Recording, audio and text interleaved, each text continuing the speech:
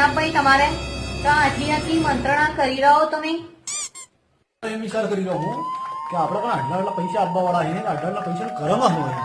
સુશાંત સિંહ રાજપૂતે અને શાહરુખ ખાન એને ચાંદ ઉપર પ્લોટ લીધા છે. હું વિચાર કરું આપણે એક પ્લોટ લઈ લે ચાંદ ઉપર એમ.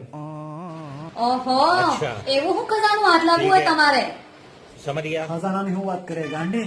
હવે તો આઈટીઆર ચાલુ થઈ ગયો છે. જેમને ક્રીમ ઇલેવન, ડાઈ ઇલેવન જેવી એપ્લિકેશન ₹50 લગાડી કરોડો રૂપિયા મોકો મળે.